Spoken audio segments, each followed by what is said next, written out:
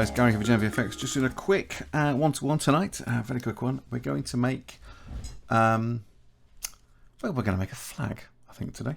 We're going to do something about the cloth deformer. It's all the way over here, and it's the top of the physics ones. Let's just do this. I think it's a good thing to do. We're going to use it to actually make a flag today. So what I'm going to do is I'm going to go to my view, and I'm going to go into edit mode here, and let's just take one of these and let's just press GZ so we get them all in wireframe. GZ1, there we go, like that. So they're up the top, and that's object mode. Let's go back to edit mode again. Sorry about that. And we're going to move these in the Z to about here, and let's just scale those down a teeny tiny bit. Now they're at the top. Lovely. Go back to edit mode, and I am going to back at edit mode again, I think. Oh, here we go, and just make a bit more of a pole. There you go, that's good. A bit more of an object. And we're going to add very quickly some subdivisions to this end to this, like so. A little more at the top there, and then another one up at the top, and then we'll just do a couple more towards the bottom, just to make it a little bit more smooth-ish, so I can then stick on a subdivision modifier, and oh boom, we have got a proper pole. Let's do that Z and 6, and then you can see we've got a proper little pole. So let's just smooth this. I just did shade flat because I'm a fool. Let's do shade smooth on this. I'll even pick it. Ah, dear. Right, there you go. So let's make a flag. Now flags are 3 by 2 mostly. So we need to make something which we can turn into a soft body. So let's add ourselves a grid, mesh grid, just that, above the monkey. And I'm going to go into edit mode first of all here, and I am going to basically, what I'm going to do is I'm going to add vertices in here along this way like this, because I didn't make it any bigger, and I needed to do this before, but I'm just an imbecile. So I've got a bunch of cuts there which make it essentially look a bit more like they are rectangles rather than squares. And what I'm going to do is I'm going to scale this now in the X by 2. So let's go back into edit mode, make sure we're in polygons, select them all, and we're going to go yes, SX2. So we now have a square object. And we're going to just now very quickly have a look at these. We've got 1, 2, 3, 4, 5, 6, 7, 8, 9, 10, 20. So I'm going to take this first 5 here, and I'm going to delete those faces. So I've now got 3 by 2. I've basically got 15 by 10. And that's what we really needed to have here.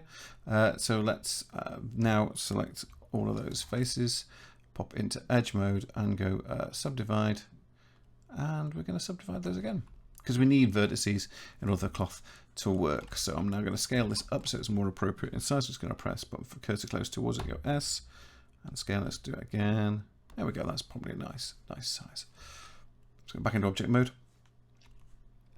I'm going to lift this up to here, about there. I'm going to pull it across here to here, and let's rotate this in the X so it's upright. So let's just do it in edit mode. Let's do this. So we go RX, and then we'll do that, and we'll let go, and we'll see the rotate comes up. That says 90.3. I'm going to set that to 90, so it's now correct. So it's totally flat. And let's move this object down, and let's say that is our flag. Good, well done. Thank you very much. That's the end of the night. No, it's not. What we're going to do now is we are going to convert this into a cloth. I'm going to just very quickly put on wireframe, and we're going to go through some stages to explain what we're doing, but let's try and keep this nice and simple for the sake of argument. Now once we put cloth on this, you'll notice that when I press play, it will just fall. There you go. It's falling nice and slowly, but it's falling nonetheless. And if we look at our settings in here, we can look at some of the reasons why that is falling a little bit slowly. I think you'll probably find there is no reason why it's falling slowly. It's just falling slowly, which is probably, I'm not entirely sure why that is. It normally would fall faster than that, but I think it could be something to do with the global physics in the scene. Let's have a look.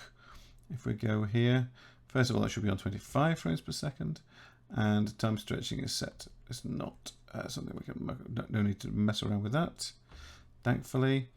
And I think if we go, where is it? Is it here? Yes, here we go. So gravity minus 9.8, that is correct. It's obviously just being a little bit slow. That's fine, we can live with it. So as this is falling, you can see, oh, I'll tell you what it is. It's because of our scale. Our scale is absolutely massive. Look at that. Look at that. Tell you what we're going to do. Let's just do this. I'm going to scale this down. So let's go S.2. So that's smaller. And I'm going to go into here. I'm going to go do this in edit mode. I'm going to go S.2. There we go. Let's go back to object mode. Let's move this. Oh, what happened there? Let's go back to object mode and let's move. Oh, it's being silly. Right. Object mode. And then this should... Why is it just moving that point? Oh, no, it's not just moving that point. It's just not playing catch up. That's fine. We can live with that. So I'm now going to move this to here, to here, and up. That's really... Do you know, I don't think I've ever seen it do that before. So it won't matter. We're all good. So now if I press play, there you go. That looks a little bit better, doesn't it? Seems to be moving a little bit more in keeping with the scene. So let's just set this down here. Now what I want to do is I don't want it to fall completely. I want a little bit of it to stay where it is. So I need to create, essentially on this cloth, I need to create some sort of pin. So if we look down here, past all the physical properties here, and we go down past internal springs and pressure, if we go shape and pop this open, you'll see what's called a pin group. Now basically what you can do is you can say, right, these are not going to go anywhere. They are going to stay where they are, but we need to create them. So we go into vertex group, and let's go into edit mode, and let's select that point there, or those, let's make it vertex please, that vertex there, that vertex there, don't want that one, just that one and that one, there we go. And I'm going to go pump, and I'm going to go assign those, so I'll go deselect and select, they come back, and let's call it pins. So let's go back up here to our object, go to our cloth, jobby what's it here, and we're going to move back down here to shape, and we're going to go pins, there are pinned group, and I'm going to set that to as high as it will go, which is 50. So you put a really high number and then you'll get it, and that basically is solid stiffness. Look at that. But you'll notice it's now passing through our bar. Well, that's no good. We need to not do that. So we need to set that to be a collision object. So we go to our physics tab. While we're on it, press collision. And don't worry about these ones here, those for particles. It's soft body and cloth. Again, inner, that's only really for soft bodies. Damping, thickness outer, and friction. So what we're going to do is we're just going to try it again with it on as it is, and just have a look and see what happens. And that's kind of doing what I would want, apart from the fact that it's actually passing through itself. If you look, you can see it's falling through itself, and that's because the self collision is not turned on the cloth. So we're in the cloth, and we'll come down here, past the pressure, past the cache, past the shape. We'll go to collisions, and we'll leave the quality at 2. We're going to turn on the self collision. We'll set the friction to 1, because I don't want it to stick to itself very much. And its distance, well, I'll leave that, that's fine. 0.05 of a meter, that's fine. So now as this falls, it folds in nicely on itself, and it doesn't hit the pillar, which is good. So we're there, mostly there, that's good. Now, very quickly, because I know this is the important part for a lot of people, just to explain, obviously we have vertex mass, and that's how heavy, the weight of the whole thing. If I set that to a smaller value like 0.1, it will have less mass, it'll be more like silk. And the air viscosity is set to 1, which means it's like thick. So it's kind of like a dampening thing. So I'm going to set that to 0.2 as well. So we'll notice that this falls quicker and is less kind of rigid. It's more floppy internally within itself. So it's like it's a much thinner, finer product because of the weight so thin. But also now we've got here, if we look, we have the words tension, compression, shear, and bending. Tension, obviously, is how stiff it is. Compression is how compressionable it is. Higher numbers means it's stiffer and less compressionable. Same with the shear, it's like shearing, so it's kind of like a bending, it's like over itself. The higher value again, the less it bends, And the bending, again, a higher value, the less it bends. I'm going to set that to 0.1. I don't want 0.5. I want something which really wants to bend. And you can see there straight away, look at all that detail there that's going on in that cloth. But it's still not quite correct. I'm going to very quickly save this as flag2.blend. There we go. And I'm going to leave all that as it is, because I quite like this. That's all. I can live with all of that. But I do want this to get blown like it's a flag by the wind. So we need to add some wind. So I'm going to go here. I'm going to add a force field of wind. And I'm going to lift it up. And I'm going to change the value of this to something nice and high, like 100. So if I press play, you'll see it's not doing anything. But because the values for this are a lot higher to be required than for a soft body. For some reason, the maths is different by about 10%. So you can see that's now fluttering all the way at the top there. Now, obviously, that's not correct. I want this to be going in this direction. So what I can do is basically this works on the Z direction, and it is doing it from a point. I'm going to change that to a line, which essentially means it runs down the length of the local Z axis. So I move this over here now and press play. What you'll see is it will go, and it will just basically blow. Look at that. There you go. Wallop. Very fast, but very windy like. So it's actually acting. The wind is really, really efficient. It's a very quick way of creating a wind force. However, it does feel a little bit perfect, you might notice. So what I'm going to do is I'm going to rotate this a tiny bit upwards. I'm going to change that strength to 500, so it's not quite so powerful. And I'm going to put the noise value to 0.5. So what happens now is there's a bit more variety in the actual spread of the wind across the surface. It's still flapping away nicely. It's got that lovely sort of like over flap at the end, really like that. I'm going to increase the noise here to 1. Just get a little bit more variety in that. I think I can take it higher. Let's try 5. There you go. That's quite nice. Yeah, I'm liking that. That's really good. So now I've got a flapping flag. It's a flapping flag. And we've got the strength of this is maybe, again, a little bit too high. Let's do it to 250. See what we get with 250. So it gets some motion through it. There we go. That's nice. To get that flip up there, that means there's still weight. So we're still getting some gravity into it. So the wind is lifting it and tossing it about. So I'm going to leave it at that, but I want to keep it now. So first things first, I want to set that to be I want to set that to smooth shade. It's a smooth shade. And I'm going to very quickly just go save again. And I think it's time we did a little bit of shading here. What do you reckon? So let's do this. But oh, look at that. That's horrible. I don't want that to happen. I want to be able to scrub through this thing. So we're going to go down here to the cache. And what I'm also going to do very quickly beforehand is I'm just going to add a subdivision surface. And I'm going to pop it above our cloth. And now if I turn off optimal display, you'll see more points. And we'll have a much more realistic simulation. It still has the same weight, it still has the same power and strength, but it just feels more fabric-y, doesn't it? Doesn't it? Don't you just love that? Oh, I really love that, and that's fantastic. So you're getting all those beautiful folds, and it's doing all those calculations, making sure it doesn't actually pass through itself or anything, and then it's going to float back up again. Oh, I love it. I love it.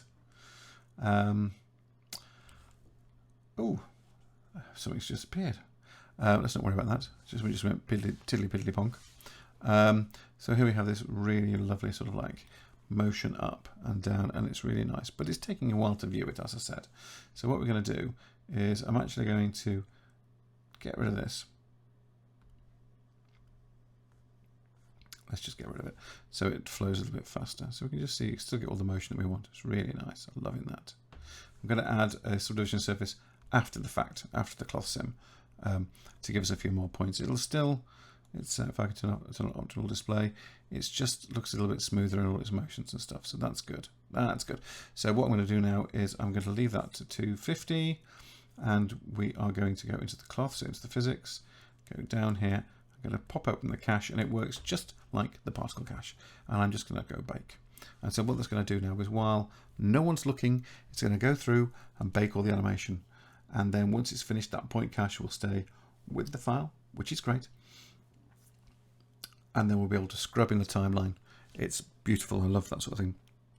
And if you want to also, don't forget, you can bake this out as an Alembic and bring it into Unity, or take it into Maya or whatever, any other package, and just run it again.